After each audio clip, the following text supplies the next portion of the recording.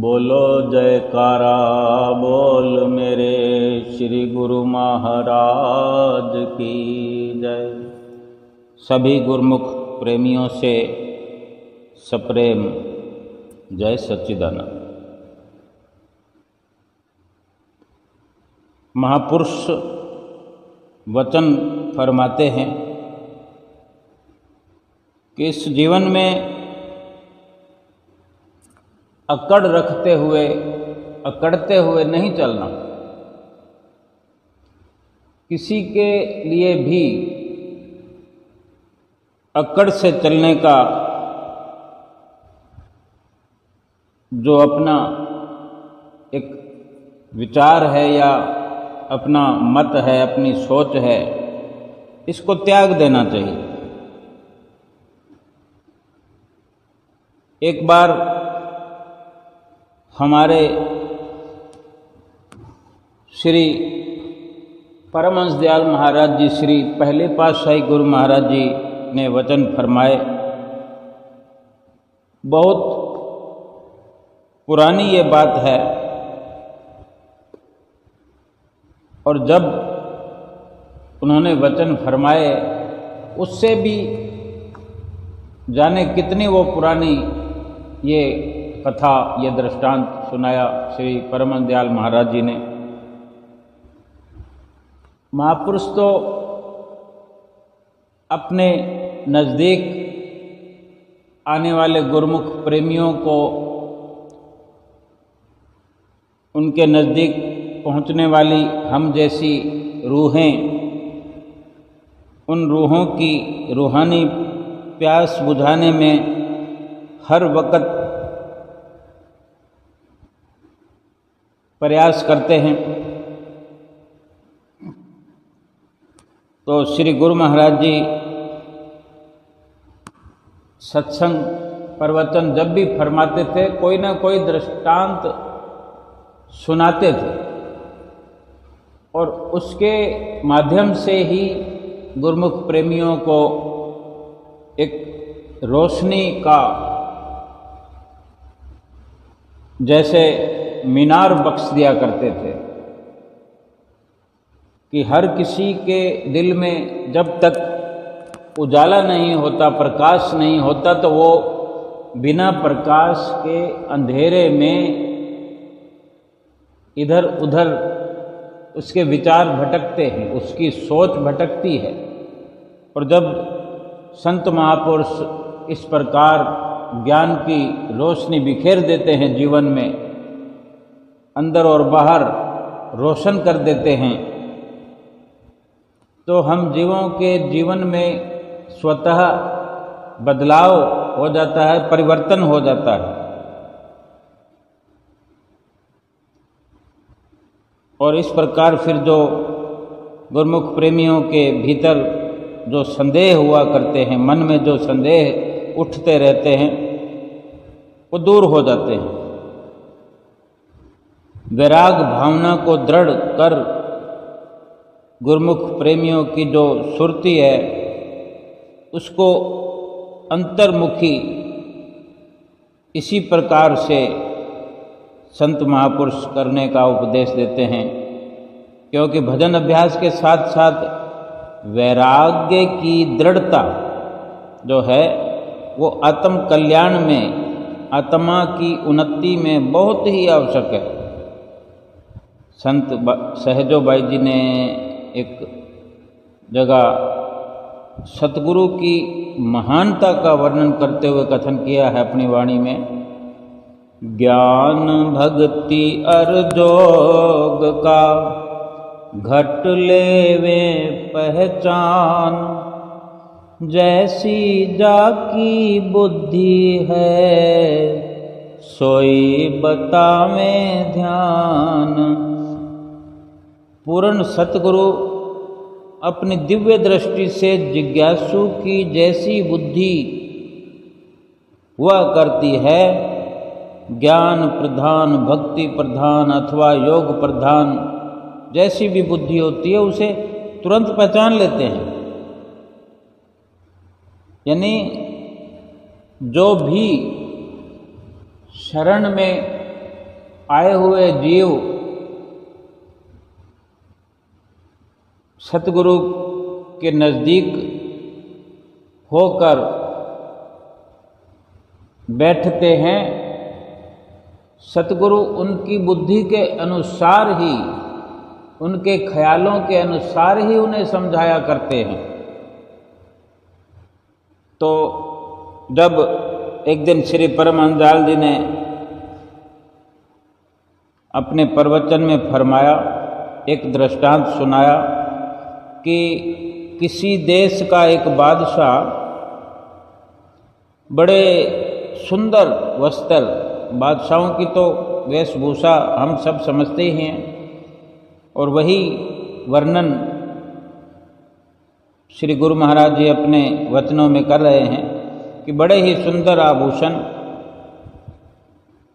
बड़े सुंदर कपड़े पहनकर सैर और शिकार के लिए तैयार हुआ बादशाह, और शस्त्रों से सज्जित होकर, अस्त्र शस्त्र राजा महाराजाओं के साथ हुआ ही करते हैं, और एक बहुत ही बढ़िया नस्ल के घोड़े पर सवार हुआ, और बड़े ही विश्वस्त बहादुर सैनिक और अंगरक्षक भी अपने साथ थे, जो सभी के सभी घोड़ों पर सवार थे। बादशाह के दोनों ओर तथा आगे पीछे वो चल रहे थे। महलों से निकलते समय इस शाही सवारी के आगे शाही बाजे बजने लगे। जब बादशाह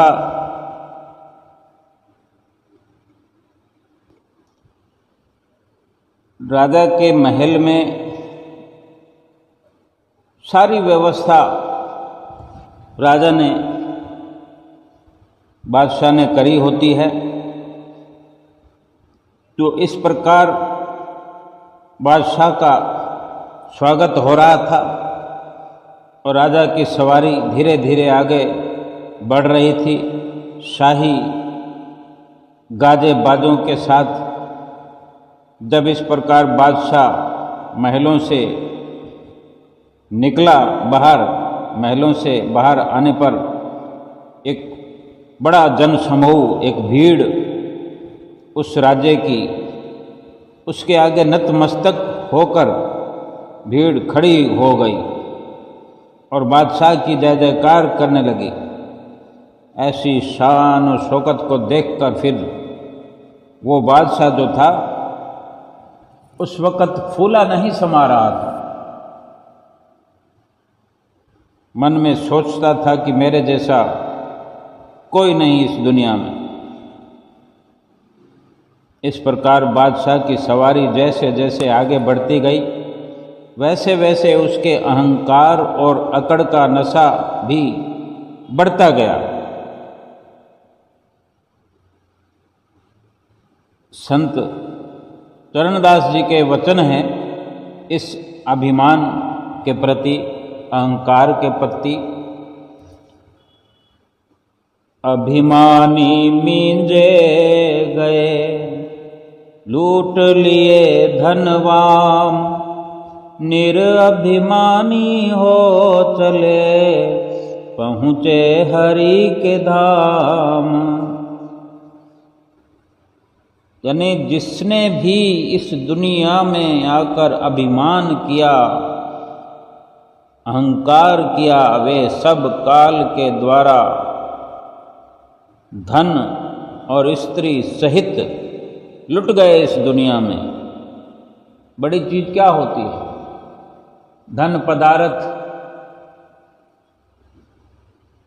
धन पदार्थ का वैभव, पद वैभव, स्त्री, यही सारी एक इंसान की जो घमंड करने के लिए पर्याप्त होता है। महापुरुषों ने यही फरमाया है कि इस दुनिया में ऐसे अभिमानी सदा लुटते ही रहे। श्री गुरु महाराज जी ने फरमाया कि जिन्होंने अभिमान का त्याग किया वे अपनी दीनता और भक्ति के जिन्होंने भी अभिमान का त्याग किया, यानी जिन्होंने अभिमान से खाली होकर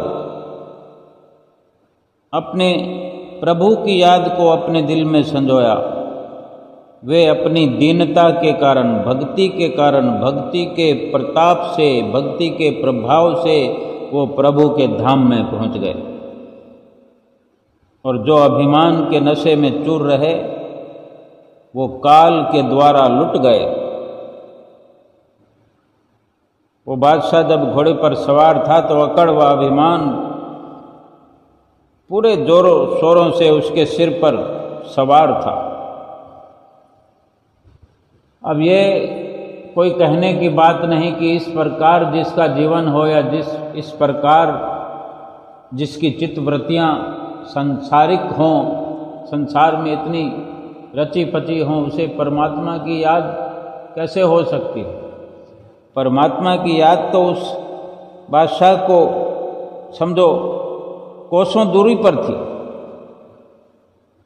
संत महापुरुष हर समय यही चेतावनी देते हैं, जब जब भी कोई उनके संपर्क में आता है, उनकी चरण शरण में आने पर यही शिक्षा उनसे मिलती है कि सदा मौत और राम को याद रखो। न मालूम मौत किस समय आकर झपट्टा मारे, उस वक़्त संभलने का वक़्त कहाँ मिलता है। छोटी सी विचारधारा से अगर हम समझें तो ऐसे ऐसे जीव जंतु हैं दुनिया में, उनके भी झपट्टा मारने से देखते ही देखते प्राण पखेरु उड़ जाते हैं। ये एक जरिया हो सकता है, लेकिन एक व्यवस्था जो इंसान के श्वासों को समाप्त करने की, जीवन को समाप्त करने की जो विशेष तौर पर कुदरत ने की है, जिसको हम मौत कहते हैं, उसका तो जो झपट्टा होता है, झपट्टा जब मृत्यु मारती है तो वो तो फिर कुछ दिखाई भी नहीं देता है, क्योंकि वो कुदरत की एक असीम ताकत को लिए हुए, कुदरत का जो इस प्रकार से सृष्टि रचयिता ने ही ये व्यवस्था की है कि किसी को कानो कान खबर नहीं होती, और किसी को तो क्या, जिसके प्राण पखेरु उड़ाए जाते हैं उसको स्वयं को भी भनक तक नहीं लगती, और सब कुछ समाप्त हो जाता है।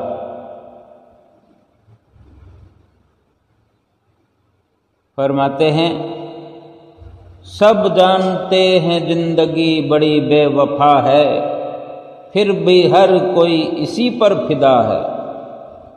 जवानी में अदम के वास्ते सामान कर गाफिल, मुसाफिर शब से उठते हैं जो जाना दूर होता है। कितने थोड़े शब्दों में जिंदगी का सार बता देते हैं संत महापुरुष कि सब के सब दुनिया में आने वाले हर छोटे बड़े, अमीर गरीब, कमजोर ताकतवर, हर कोई जानता है कि जिंदगी ने कभी किसी के साथ वफा नहीं की। ये जिंदगी बेवफा है, यानी ये शरीर बेवफा है, ये श्वास बेवफा है। इनके रहते तो बहुत कुछ हासिल किया जा सकता है, लेकिन इनको बेवफा का नाम इसलिए दिया जाता है कि कब जाने बिना बताए ये साथ छोड़ देते हैं। इनकी आस लगाना जो है बहुत भारी भूल है हमारे लिए। इस दुनिया में जो भी आया है उसके लिए ये बहुत बड़ी भूल है, जो उम्मीद लगाकर बैठे रहते हैं कि इतने समय बाद मैं ये करूँगा, उतने समय बाद ये करूँगा, मैं ये कर दूँगा, मैंने ये कर दिया है, मैंने ऐसा सोचा है, मैंने 10 साल के बाद ये कार्य करना है। इस प्रकार एक उम्मीद के इस प्रकार बड़े बड़े स्वप्न बांधना कितना गफलत में ये इंसान रह रहा है। बादशाह जब समस्त लाव लश्कर के साथ शहर से बाहर निकलकर जंगल में पहुंचा ही था जंगल में, जब राज्य का नामो निशान समाप्त हो गया, जंगल घना आ गया, तो तभी एक फटे पुराने कपड़ों वाला बड़ा ही अलहड़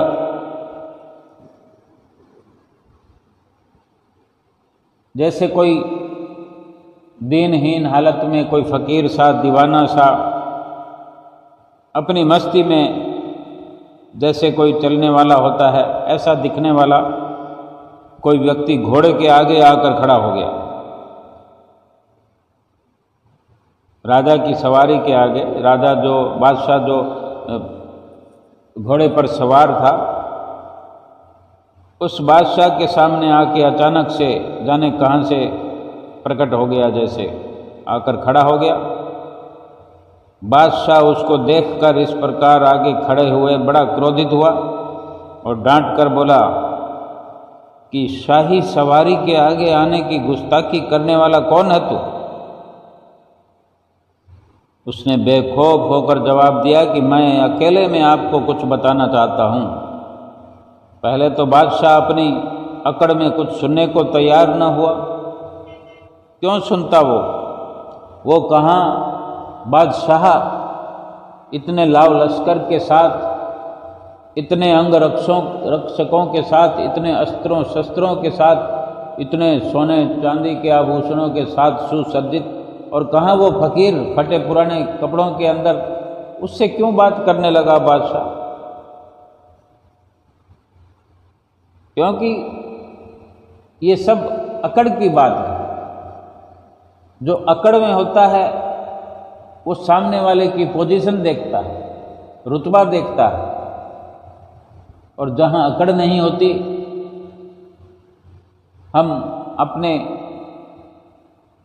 मालिक के बारे में, इष्ट देव के बारे में, भगवान के बारे में, अपने प्रीतम के बारे में स्वयं विचार करके देखें, क्या उससे बड़ा कोई बादशाह दुनिया में है? जन जन से बात करते हैं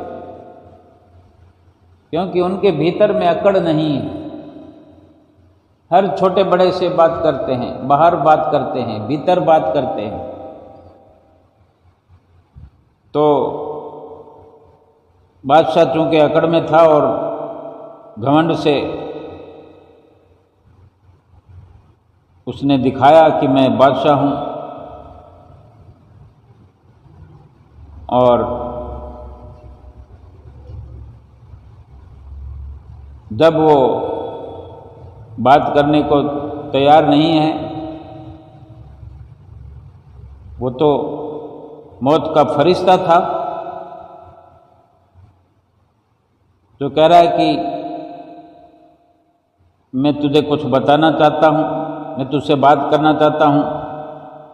जब उसने दोबारा कहा फकीर ने, और उसकी आवाज़ बिल्कुल निडर बुलंद आवाज़ थी, कहा कि भाई राज की बात है जो मैं तेरे कान में कहना चाहता हूँ, मेरे आगे आकड़ मत, मेरी बात सुन ले। बादशाह उसके कहने के ऐसे निडर अंदाज से फिर प्रभावित हो गया, कहने लगा ठीक है, बता क्या कहना चाहता है। जब बादशाह उसकी बात सुनने को तैयार हो गया तो उसने बड़े फकीरी अंदाज में कहा कि मैं मलकुल मौत, उर्दू शब्द है ये, यानी मौत का फरिश्ता हूँ। और सीधे शब्दों में और सुधार करें तो कि मैं तेरी मौत हूँ, मौत का फरिश्ता हूँ, मैं तेरी जान लेने आया हूँ।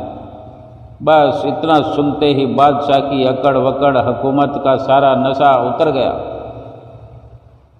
लगा डर के मारे कांपने, और कांपते हुए बड़ी दीनता से कहा कि घर जाकर अपने परिवार से मिल लूँ, थोड़ी देर के लिए मोहलत दीजिए, मैं अपने परिवार से मिलाऊं।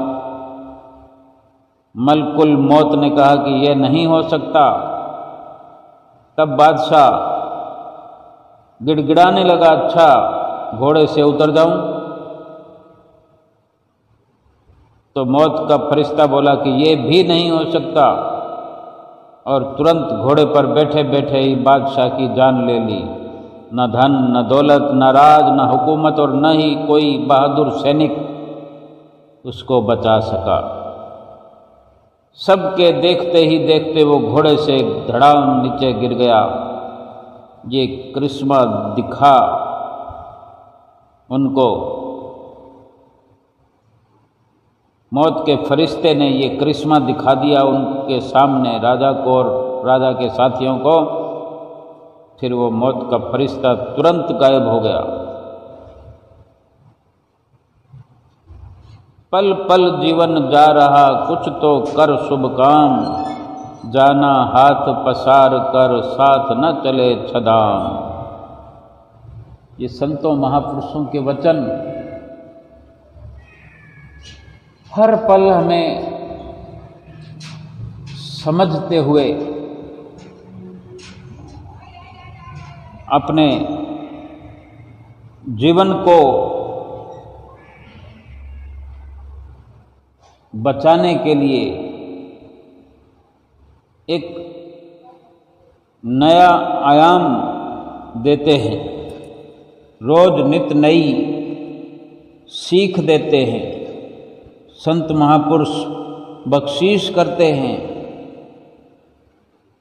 क्या ऐसा ही है कि हम समझ नहीं पाते या समझना नहीं चाहते?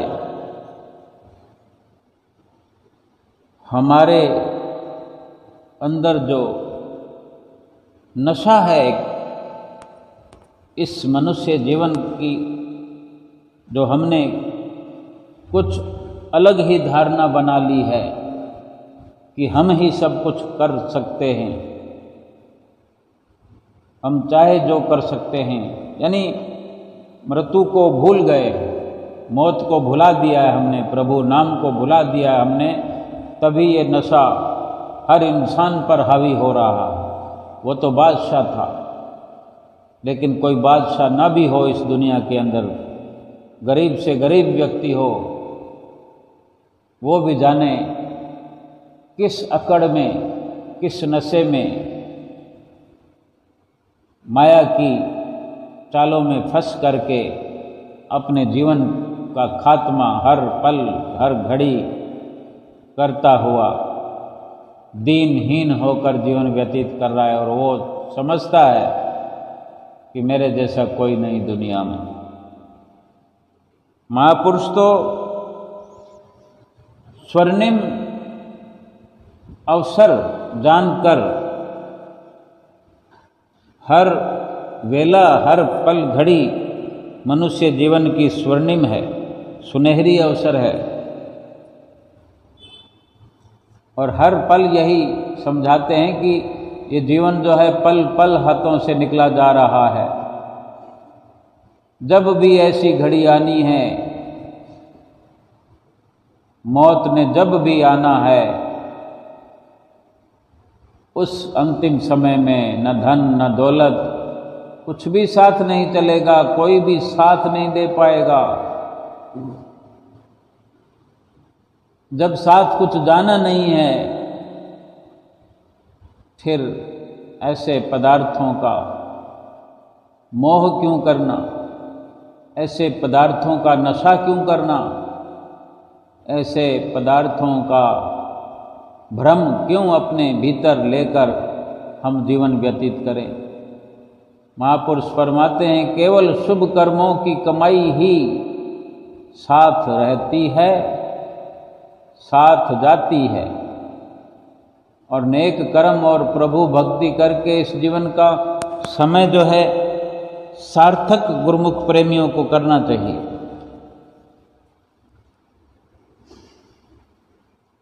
कोई इंसान ऐसा नहीं है कि जो जानता ना हो कि मौत किसी भी वक्त आ सकती है। हर कोई अपने मुख से समय समय पर ये स्वयं उच्चारण करता है कि मृत्यु का क्या भरोसा है, जिंदगी का क्या भरोसा नहीं, कोई भरोसा नहीं। जिस मृत्यु का भरोसा नहीं, जिस जीवन का भरोसा नहीं, जिस दुनिया का भरोसा नहीं, फिर उसका नशा क्यों है। और जिसका भरोसा है उसको तो हम अपने से बहुत दूर किए हुए हैं। भरोसा जीवन में सतगुरु परमेश्वर का, भरोसा सतगुरु से जो नाम मिलता है उसको, उस नाम को जपने का भरोसा होना चाहिए कि इस नाम की कमाई में जो साथ निभाने की ताकत है, शक्ति है, इसका नशा होना चाहिए। इसी को अपनाते हुए इसी का अपने भीतर में एकत्रित होना जरूरी है। इसी के सहारे चलना, इसी को एकत्र करते हुए चलना, इसी का मान होना चाहिए कि यही मेरा सरमाया है, इस जीवन का भी और आगे का भी। महापुरुषों ने समय समय पर कई कई प्रकार से आगाह हम जीवों को किया है, कर रहे हैं और करते रहेंगे। फरमाते हैं कि माया के हो पुजारी, आगे का कुछ फिक्र है, इस घर से आगे एक दूसरा भी घर है। हमने इस संसार में जो भी घर है, छोटा है, बड़ा है, बंगला है, झोंपड़ी है, इसी को अपना घर समझ लिया है। संत महापुरुष फरमाते ना ये घर अपना है, ना इस घर को हम अपने जीवन में कितनी बार बदलते हैं, ऐसे अवसर आते हैं, क्या उसमें ये इशारा नहीं मिलता कि जब तक हम एक घर में रहते हैं तो अपना अपना ये मेरा घर मेरा घर मेरा घर करते हैं, देखते ही देखते वो घर कब बदल जाता है पता नहीं लगता।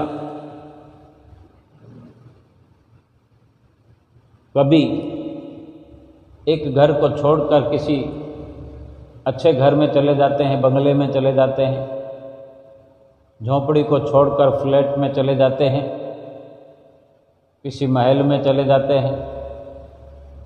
लेकिन जब किसी महल को छोड़कर झोपड़ी में आ जाते हैं या किसी ऐसे दृश्य का सामना करना पड़ता है, ऐसा नज़ारा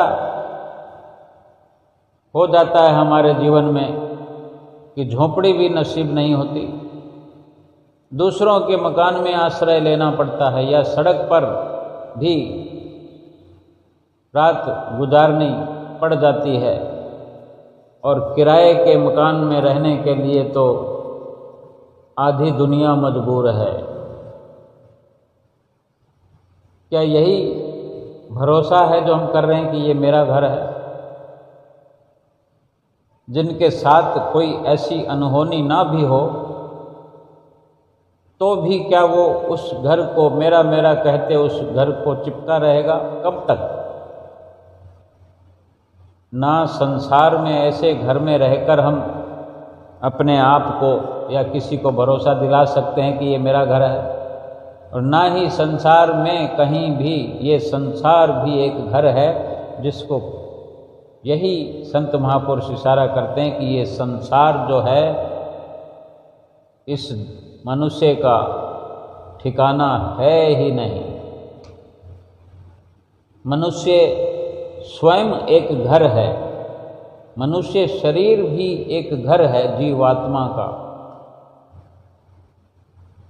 पहले जो पट्टी आँखों पर माया की बंधी हुई है कि हम शरीर के लिए घर स्थापित करते हैं, वो शरीर भी झूठा है और शरीर के लिए जो घर हमने बना रखा है वो भी क्षणभंगुर है, छूटने वाला है। ना ये शरीर ना ये महल मकान, केवल मिट्टी है, एक मिट्टी में मिट्टी रह रही है। लेकिन जीवात्मा तक जब नज़र पहुंचती है, सुरती पहुंचती है, जीवात्मा का जब ख्याल आता है, तो उसके लिए भी यही इशारा है कि जीवात्मा के लिए भी फिर ये मनुष्य शरीर जो है ये घर है जीवात्मा का। तो ये भी ठिकाना तो ना हुआ ना। अगर जीवात्मा का ठिकाना हुआ, हमने समझा, तो ये शरीर तो रहेगा नहीं और जीवात्मा तो रहेगा। इस शरीर के विनश जाने पर, इस महल के टूट जाने पर जीवात्मा फिर भटकेगा। फिर जीवात्मा की स्थिति को जानने का प्रयास करें कि फिर इसके बाद में कहाँ, कौन से मकान में जाएगा। अगर असली ठिकाने के लिए प्रयास किया होगा, जैसे किसी मकान को या किसी झोंपड़ी को छोड़कर किसी अच्छे मकान में पहुंचते हैं, तो उसका कारण यही हो सकता है कि अच्छे मकान के लिए कोई जतन किया जाता है, कोई कोशिश की जाती है, मेहनत की जाती है, तभी जाकर के ऐसा संभव होता है कि झोंपड़ी से महल में पहुंच जाए। और कितना बढ़िया है वो महल, जितनी मेहनत की होगी, जितना पुरुषार्थ किया होगा। तो जीवात्मा का जो ये महल जितने दिन रहा, और ये मालूम है कि ये मकान तो छीन लिया जाएगा, हमेशा के लिए ठिकाना नहीं है, तो इस मनुष्य शरीर रूपी मकान में रहते हुए इस जीव ने कौन सा प्रयास किया, ऐसा कौन सी जुगत लगाई, क्या पुरुषार्थ किया कि फिर जीवात्मा इस मकान को छोड़कर इससे बड़ी तरक्की करते हुए बड़े मकान में जाएगा, महल में जाएगा, या इस शरीर रूपी महल को छोड़कर छोटे छोटे ठिकानों पर या खुले आसमान में या निम्न स्तर के मकानों में जाएगा। जैसे 84 लाख योनियों को जो शरीर हैं वो निम्न स्तर के मकान हैं, यानी बहुत ही हल्के झोंपड़ी नुमा मकान हैं, और कब किस वक़्त कौन सी झोंपड़ी पानी में बह जाए, आंधी या तूफान थोड़ा सा आए उसमें उड़ जाए। यानी इन शरीरों रूपी मकानों का जब मनुष्य शरीर का भरोसा नहीं है, तो फिर 84 लाख योनियों में मिलने वाले शरीरों का क्या भरोसा कर सकते हैं। फिर ये रोज मकान बदलते रहेंगे। आज जिस मकान में हैं, अगर ये किराए का है और हम अगर अपना मकान बनाने का प्रयास करें, तो हमेशा के लिए अपने मकान में जाएं, तो फिर रोज रोज का मकान बदलने का झंझट खत्म होता है कि नहीं। जीवात्मा का भी कुछ ऐसा ही है कि 84 लाख योनियों में मकान रूपी शरीर कितने बदल बदल कर आई है। 84 लाख योनियाँ, 84 लाख घर बदलने से कितनी तकलीफ होती है। एक मकान को बदलना पड़ता है तो हम स्वयं समझ सकते हैं कितनी जिल्लत सहन करनी पड़ती है। मकान मिलता नहीं और खाली करना पड़ता है। हम खाली कर नहीं पाते क्योंकि जब तक मकान मिलेगा नहीं, गलियों में भटकते फिरते हैं मकान के लिए। ये एक जीवन के स्तर की बात है कि इतनी भटकना हो जाती है जब बार बार मकान बदलना पड़े। इस जीवन में अगर हमें हर महीने मकान बदलना पड़ जाए कितनी मुश्किल हो जाएगी। 84 लाख योनियों में तो ऐसा ही होता है। अगर हमेशा के लिए पक्का ठिकाना जो बना लेते हैं, चाहे इस शरीर के लिए कोई अपना मकान बना लेता है, किराए के मकान से, दूसरों की जिल्लत से छुट्टी हो जाती है, ऐसे ही जीव आत्मा के लिए ये शरीर पक्का ठिकाना नहीं है। और समय रहते जो पक्का ठिकाना बना ले, इस जीवात्मा के लिए पक्का ठिकाना, अपना मकान, वो परमात्मा का घर है। वहाँ पहुँच जाने पर फिर वहाँ से कोई मकान खाली करने के लिए नहीं कहेगा। फिर उस मकान को, परमात्मा वाले मकान को छोड़कर कहीं किसी मकान में जाने की फिर ज़रूरत नहीं पड़ेगी। एक हमेशा के लिए पुख्ता मुकाम हासिल कर लिया।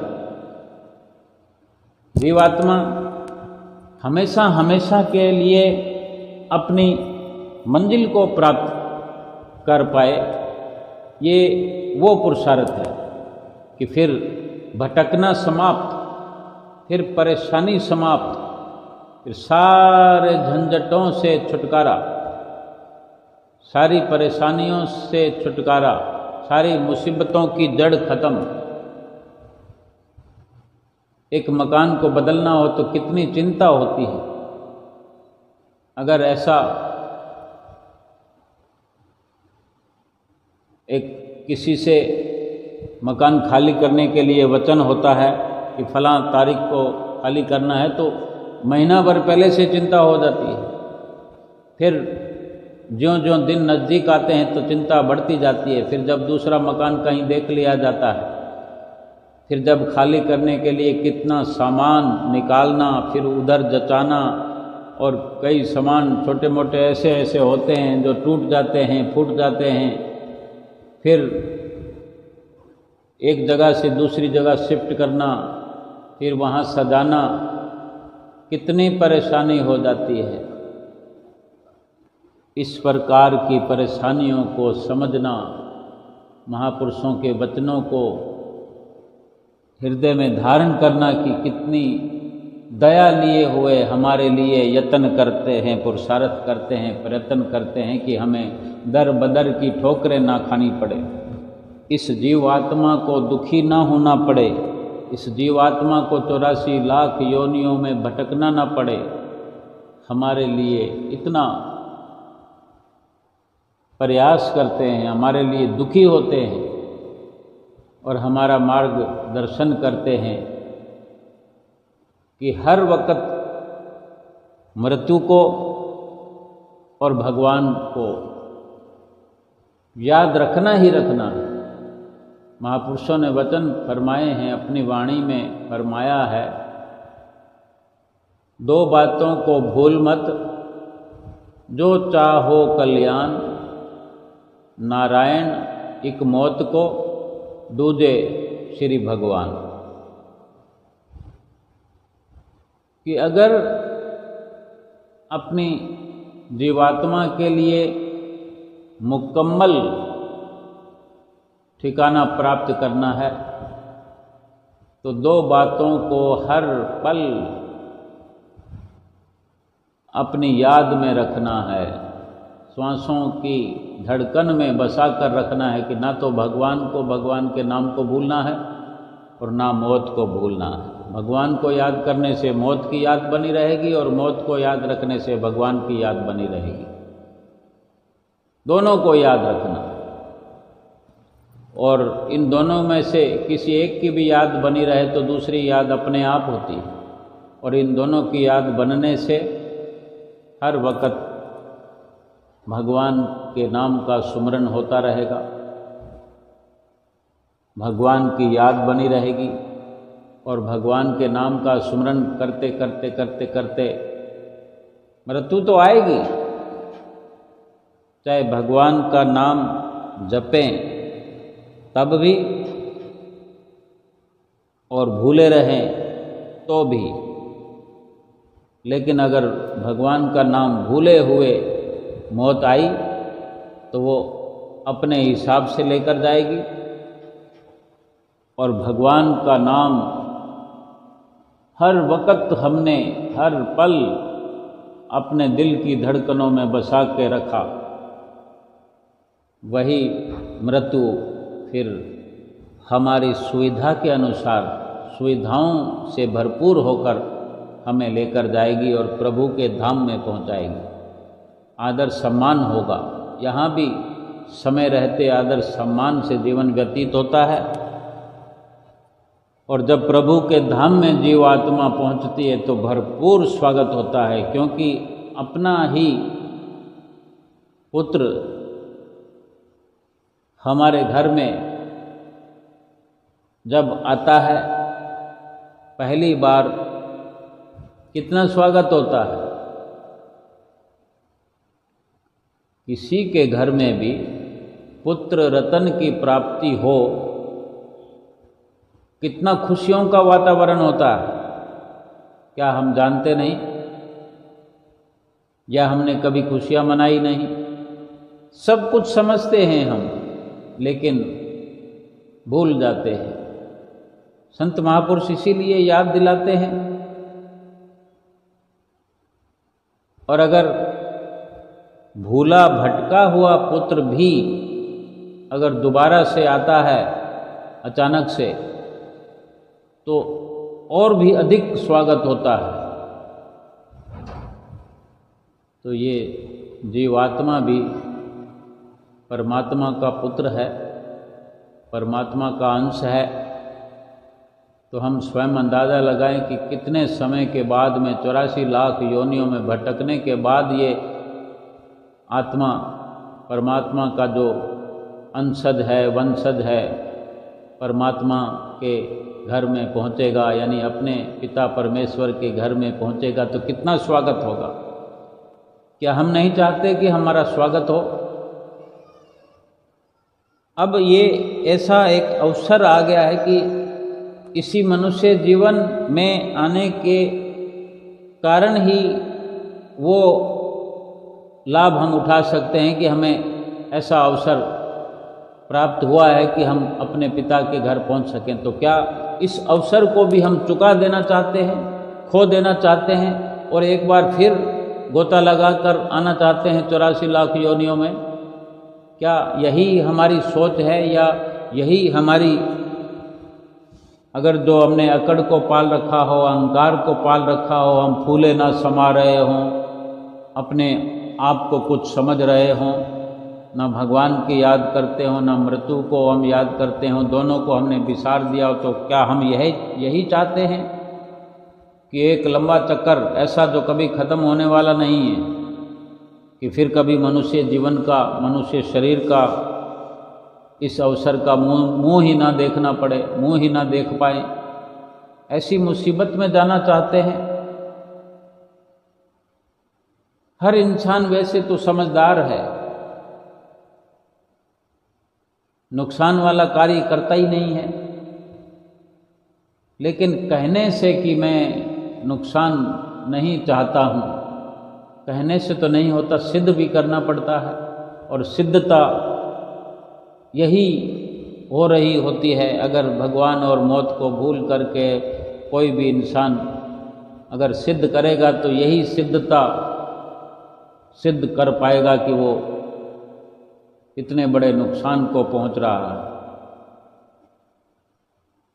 कि जिस तरफ मुंह है, भगवान की याद नहीं है, तो फिर नारकीय जीवन मिलना तय है, क्योंकि उससे बचाने के लिए भगवान का नाम ही था इस जीवन में, जो हमने छोड़ दिया, जिसको भुला दिया और भ्रम पाल लिया, माया के कहने पर लगकर, मन के कहने पर लगकर अपने इस लोक को भी और परलोक को भी बिगाड़ लिया। अगर समय रहते महापुरुषों के वचनों पर भरोसा हो जाए तो हम अपना लोक भी संवार सकते हैं, परलोक भी संवार सकते हैं। हर पल भगवान को, भगवान के नाम को अपनी धड़कनों में बसाते हुए, मृत्यु का कोई भरोसा नहीं, कभी भी आ फटके, इसलिए आगाह रहते हुए और बड़ी तेज़ रफ्तार से भगवान की याद अपने दिल में संजोए हुए और भगवान का हर पल हर घड़ी सिमरन करते हुए मौत का स्वागत कर सकते हैं। कि मौत का स्वागत इसलिए कि हमने अपना होमवर्क पूरा कर लिया। जब चाहे मृत्यु आ सकती है, अपने होमवर्क को तैयार रखें। और मृत्यु आकर क्या करेगी? हमें अपने प्रभु के धाम में ही तो पहुंचाएगी। हर कोई जाना चाहेगा, जिसने अपना कार्य कर लिया है वो अपने घर जाना चाहेगा। इसलिए संतों महापुरुषों के वचनों पर चलते हुए अपने जीवन को सुधार करना है, हर पल प्रभु से प्यार करना है। बोलो जयकारा बोल मेरे श्री गुरु महाराज की जय।